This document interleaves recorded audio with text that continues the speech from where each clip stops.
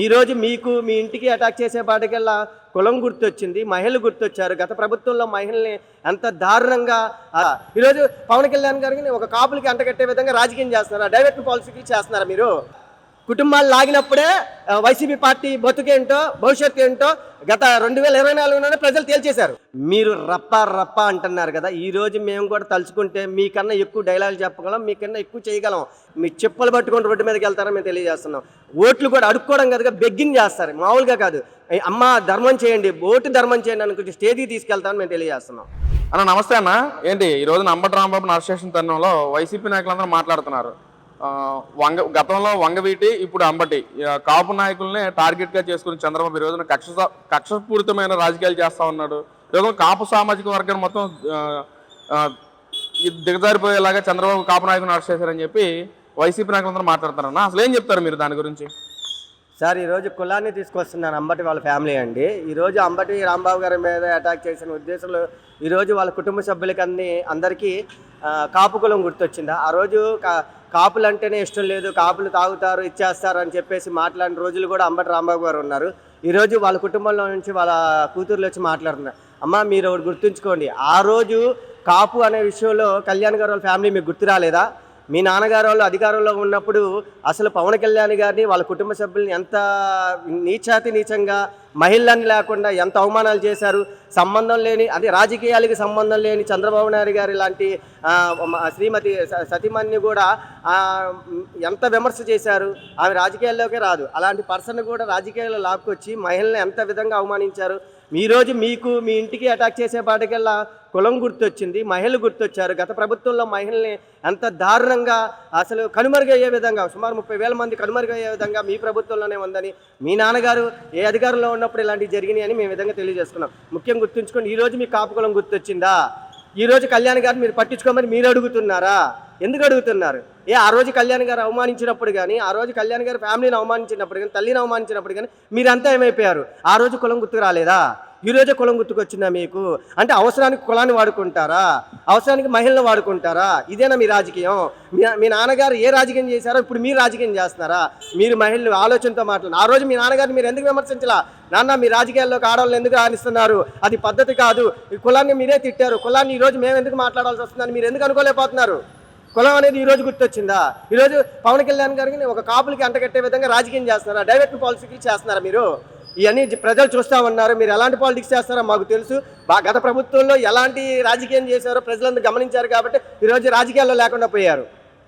అంటే అన్న, వాళ్ళు ఇంకా మాట్లాడుతున్నారు. ఈ రోజున పవన్ కళ్యాణ్ అండ చూసుకునే వీళ్ళకి పేటరేగిపోతున్నారని చెప్పి కూడా అంబటి రాంబాబు కూతురు ఎవరైతే ఉన్నారో ఆవిడ ఒక మహిళ మాట్లాడుతూ ఉంది. అసలు ఎలా చూడొచ్చు అంటారు? పవన్ కళ్యాణ్ గారు అండ చేసుకుంటే, గత ప్రభుత్వంలో పవన్ కళ్యాణ్ గారిని వైజాగ్లో కనుక ప్రభుత్వం వల్ల వైజాగ్ నవట్ల హోటల్లో బంధించినప్పుడు పవన్ కళ్యాణ్ ఒక్కసారి సైగ చేస్తుంటే రాష్ట్రం అల్లకల్లంలో అయిపోయింది. ఆ రోజు వంగవీటి రంగా గారు చనిపోయినప్పుడు రాష్ట్రం ఎలా అల్లకల్లమైందో ఒక్క సైగ చేసుండి, జన సైనికులు ఒక్క సైగ చేసుంటే ఈరోజు రాష్ట్రం ఏ పరిస్థితిలో ఉండేది? ఆయన క్రమశిక్షణకు, నిబద్ధతకు, రాష్ట్ర భవిష్యత్తు కోసం ఎలా ఉంటాడో ఏంటో మా కళ్యాణ్ గారు మాకు తెలుసు. మా క్రమశిక్షణ నేర్పారు. ఒదుగునమని చెప్తున్నారు. మేము ఒక్కసారి కళ్యాణ్ గారు అని సైగ చేస్తే ఏ విధంగా వైసీపీ వాళ్ళకి బుద్ధి చెప్పగలం మాకు తెలుసు, మా కళ్యాణ్ గారికి తెలుసు. మరి అలాగే ఆవిడ ఇంకో మాట మాట్లాడుతోంది. ఈ రోజున మమ్మల్ని అన్యాయంగా అరెస్ట్ చేస్తున్నారు, లా అనేది ఒకటి ఉంటుంది, లా అనేది అందరికీ ఒక సినిమా చూపిస్తుంది అని చెప్పి ఆవిడ మాట్లాడుతున్నారు, అంబటి రాంబాబు కూతురు. అసలు ఎలా చూడొచ్చు అంటారు ఆవిడ చేసిన వ్యాఖ్యలు? కానీ అంటే గతంలో జగన్మోహన్ రెడ్డి గారు కూడా చాలా వ్యాఖ్యలు చేశారు ఈ ప్రభుత్వం గురించి. ఏం చెప్తారన్న మరి మీరు? అంబటి రాంబాబు గారి కూతురికి, అమ్మ ఒక్కసారి మీరు సోషల్ మీడియా కానీ, టీవీ కానీ, న్యూస్ ఛానల్స్ కానీ గమనిస్తున్నారా? మీకు గుర్తుంచుకోవాల్సింది ఏంటంటే, మీ నాన్నగారు అధికారంలో ఉన్నప్పుడు జగన్మోహన్ రెడ్డి గారు ఎంత రాక్షస పాలన చేశారో ఈరోజు అధికారంలో లేకపోయినా కోర్టులు శాసిస్తున్నాడు. ఆయన వెళ్ళి ఎప్పుడు వెళ్తే అప్పుడే కోర్టులు ఆయనకు తీర్పు ఇవ్వాలి, ఆయన సంతకం పెట్టడానికి పర్మిషన్లు ఇవ్వాలి.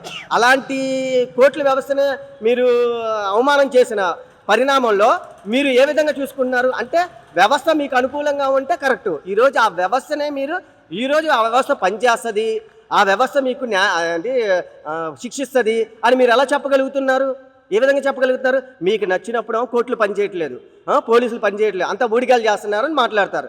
లేదు, ఈరోజు మీకు నొప్పి తగిలే పాటికల్లా కోర్టులు గమనిస్తాయి, పోలీసు వ్యవస్థ అంటే మీకు ఎలా కావాలో అలా రాజకీయం చేసుకుంటారా? ఆ రోజు ఏమైపోయారో మేము తెలియజేసుకున్నా. మీరు కళ్ళు మూసుకున్నారా? ఈరోజు మీ నాన్నగారికి అన్యాయం జరిగిన వెంటనే మీరు రోడ్డు మీదకి వచ్చారు. ఆ రోజు ఎందుకు రాలేకపోయారు? ఆ రోజు మహిళలను అవమానించారు, రాష్ట్ర అభివృద్ధి నాశనం అయిపోయింది. ఆ రోజు మీరు ఎందుకు పాటలా అంటే మీ కుటుంబానికి జరిగితేనే నొప్ప, మిగతా కుటుంబాలకు జరిగితే నొప్పు కాదా?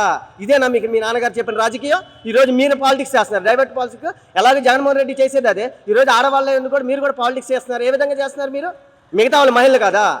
కుటుంబాలు లాగినప్పుడే వైసీపీ పార్టీ బతుకేంటో భవిష్యత్తు ఏంటో గత 2024లోనే ప్రజలు తేల్చేశారు. ఇది గుర్తుంచుకోండి మీరు. అన్న, మరి వైసీపీ నాయకులు మాట్లాడుతున్నారు ఏంటంటే ఈ రోజున తిరుమల తిరుపతి దేవస్థానంలో సిట్ విచారణ కల్తీ అవ్వలేదు అని చెప్పి విచారణలో వచ్చింది. దాన్ని డైవర్ట్ చేయడానికే చంద్రబాబు ఇలా నీచ రాజకీయాలు చేస్తున్నాడు. మా నాయకులను ప్రభుత్వాన్ని ఏదైతే విమర్శిస్తున్నారో వాళ్ళనే టార్గెట్ చేసి వాళ్ళని కక్షాదింపుగా అరెస్టులు చేస్తున్నారని చెప్పి వైసీపీ నాయకులందరూ మాట్లాడుతున్నారు. అసలు ఏం చెప్తారు దానికంటే కల్తీ గురించి మీ అభిప్రాయం ఏంటన్న? అసలు ఈరోజు కల్తీ జరిగిందని సిట్టు ఎలాంటి నివేదిక ఇచ్చిందంటే పూర్తి నివేదిక ఇవ్వలేదండి. వాళ్ళకు వచ్చిన సబ్జెక్ట్ వరకే నివేదిక ఇచ్చింది. కల్తీ అయితే జరిగింది. ఏ విధంగా జరిగింది? అసలు తిరుమల తిరుపతి దేవస్థానం యొక్క లడ్డు అసలు చేయాల్సిన ఏ విధంగా నెయ్యితో మాత్రమే చేయాలి. అలాంటి నెయ్యినే వాడకుండా కెమికల్స్ వాడి ప్రజల ఆరోగ్యాల్ని ఏ విధంగా నాశనం చేయాలనుకుంటున్నారు? ప్రసాదం అంటే ఎంత పవిత్రత! తిరుమల తిరుపతి దేవస్థానం యొక్క ఇన్ని సంవత్సరాలు గత 70 ఏళ్ళ రాజకీయ వ్యవస్థలో ఎప్పుడైనా మీరు తిరుమల తిరుపతి దేవస్థానం యొక్క గురించి చెడుగా ఎప్పుడైనా ప్రచారం జరిగిందా?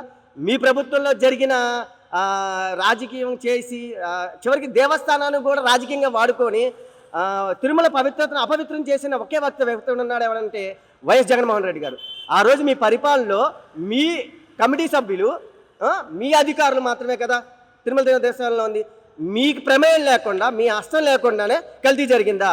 ఈరోజు కల్తీ జరిగినా కూడా నెయ్యి వాడలేదు, కానీ కెమికల్స్ వాడారు. ఈరోజు ఫుడ్లో కెమికల్స్ వాడదని గవర్నమెంట్ చెప్తుంది. మీ గవర్నమెంట్లో చెప్పలేదా? మీరు ఏ విధంగా తీసుకోవాలి? ఈ పరిణామం ఎలా తీసుకోవాలి మేము? కాబట్టి ఒకటి గుర్తుంచుకోండి, డైవర్షన్ పాలిటిక్స్ చేయడంలో జగన్మోహన్ రెడ్డి గారు ఉగ్గుపాలు పట్టినట్టు చేస్తాడనమాట. ఎందుకనంటే అంత రాజకీయం చేసిన వ్యక్తి. ఆ రోజు వివేక రెడ్డి హత్య కేసులో కూడా అవినాష్ రెడ్డిని సిఐడి వాళ్ళు అరెస్ట్ చేయడానికి వస్తే తల్లి చనిపోయిందని ఈ టైప్లో రాజకీయం చేసి అసలు ఆ యొక్క కేసుని ఎంత డైవర్షన్ పాలిటిక్స్ చేసి మళ్ళీ ఏదో రకంగా తమ్ముడిని తీసుకొచ్చి రాజకీయాల్లో తిప్పిన ఒకే వ్యక్తి ఎవడన్నాడంటే వైఎస్ జగన్మోహన్ రెడ్డి గారు.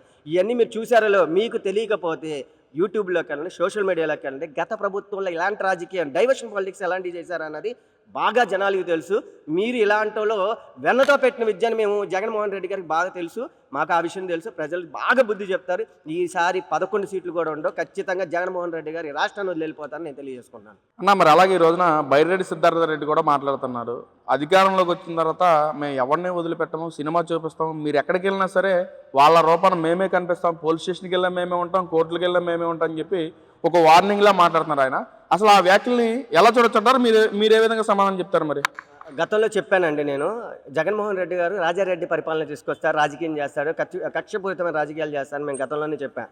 ఏ విధంగా అంటే ఆయన రాజ్యాంగాన్ని వాళ్ళ గతంలో చేసిన ఎమ్మెల్యేలకి, వాళ్ళ కార్యకర్తలకి, వాళ్ళ అభిమానులకి నేర్పించేస్తున్నారు. అంటే ఈ 5 ఏళ్ళలో ఆయన నేర్పించేది ఏంటంటే మనం గవర్నమెంట్లోకి వస్తే కనుక ఏమంటారంటే రాక్షస పాలన చేద్దాము, ప్రజలనే కాదు ప్రభుత్వాన్ని ఆపోజిట్ ప్రతిపక్షాన్ని కూడా మనం పోలీసులు తీసేసి మనమే ఒక కొత్త వ్యవస్థ పెట్టి పోలీసులు కూడా అవసరం దేశం నుంచి పంపించేసి మనమే పరిపాలిద్దాం, మనమే పోలీసు వ్యవస్థ నడిపిద్దాము, మన కార్యకర్తలనే పెడదాము, ఒక్కొక్కరిని కొడదాము, చేద్దాము.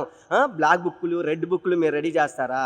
ఒక్కసారి ఇప్పుడు గవర్నమెంట్లో ఉంది ఏ ప్రభుత్వం, కూటమి ప్రభుత్వం, ఒక్కసారి వీళ్ళు తలుచుకుంటే గతంలో మీరు విమర్శించిన ఇవన్నీ మైండ్లో పెట్టుకుంటే ఒక్క ఎమ్మెల్యే వైసీపీలో ఒక్క ఎమ్మెల్యే బయట తిరగడు, కార్యకర్తలు తిరగరు. మీ ముఠా ఏముంది, పేటీఎం ముఠా ఉన్నారా, వీళ్ళందరూ ఈరోజు జైలు కూడా సరిపోవు, మీకు జైలు కూడా సరిపోవు నేను తెలియజేసుకున్నాం. కక్షపూరితమైన రాజకీయం చేయట్లేదు. మీ మీద ఎలాంటి అయితే వచ్చినాయి విమర్శలు అవన్నీ పరిశోధన చేసి ఒక వ్యవస్థకి, పోలీసు వ్యవస్థకి, సిఐడి వ్యవస్థకి ఇచ్చి వాళ్ళు చేసిన రైటా రాంగా వచ్చినాయి కరెక్టా కాదని పరిశోధన చేసి అప్పుడు శిక్షకి రెడీ చేస్తున్నారు. అది మీరు గుర్తుంచుకోవాల్సింది. మీరు ఇలాంటి వ్యాఖ్యలు చేయడం సమంజసం కాదని నేను తెలియజేసుకుంటున్నాను. అన్న, మరి ఏదైతే వైసీపీ నాయకులందరూ మాట్లాడుతున్నారో ఈ రోజున ఈ ప్రభుత్వం మీది కాబట్టి ఈ విధంగా చేస్తున్నారు, రేపు పొద్దున మా ప్రభుత్వం వస్తుంది అప్పుడు మేము ఎంతటి వాడినా సరే తీసుకొచ్చి చూపెడతామని చెప్పి సవాల్ చేస్తూ ఉన్నారు. అసలు మీరేం చెప్తారు? ఒక సామాన్యుడిగా ఆ సవాల్ని ఏ విధంగా స్వీకరిస్తారు మీరు? నిన్న మీరు చూశారు కదండి, ఒక్క చిన్న ఇష్యూకే వైసీపీ వాళ్ళకి అనకూడదు కానీ కింద పోసేసుకుంటున్నారు. ఏ విధంగా సవాల్ చేస్తున్నారు? వాళ్ళకి భయం పుట్టేసుకుంది. అంటే వాళ్ళ తప్పులు అన్నీ బయటపడుతున్నాయి కాబట్టి చెప్తాను. ఈరోజు మేము సవాల్ ఇస్తున్నాం. మీరు గుర్తుంచుకోండి, నిన్న ప్రజలే మీ మీద దాడి చేసింది. గుర్తుంచుకోండి, ప్రజలే దాడి చేశారు. మీరు రప్ప రప్ప అంటున్నారు కదా, ఈరోజు మేము కూడా తలుచుకుంటే మీకన్నా ఎక్కువ డైలాగులు చెప్పగలం, మీకన్నా ఎక్కువ చేయగలం. కానీ ఒక వ్యవస్థను గౌరవించి ప్రజలు గమనిస్తారని ఇచ్చేసాం. కానీ కక్షపూరితమైన రాజకీయాలు చేయాలని మీకన్నా ఎక్కువే చేస్తాము. ఇది సవాల్ చేస్తున్నాము. మీరు రప్ప రప్ప చేసేలేపు చెప్పలు పట్టుకుని అడిగే స్టేజ్కి మేము తీసుకెళ్తాం. ఈ కూటమి ప్రభుత్వం తీసుకెళ్తామని మేము తెలియజేసుకున్నాం. ఒక సామాన్యుడిగా చెప్తున్నాను, రప్ప రప్ప కాస్త నోట్లోంచి గొంతులోంచి రాకుండా ఆ డైలాగ్ చేసే విధంగా మేము సవాల్ ఇస్తున్నాం. మీ చెప్పలు పట్టుకొని రోడ్డు మీదకి వెళ్తారని మేము తెలియజేస్తున్నాం. ఓట్లు కూడా అడుక్కోవడం కనుక బెగ్గింగ్ చేస్తారు, మామూలుగా కాదు. అమ్మ ధర్మం చేయండి, ఓటు ధర్మం చేయండి అనుకుంటే స్టేజ్కి తీసుకెళ్తామని మేము తెలియజేస్తున్నాం.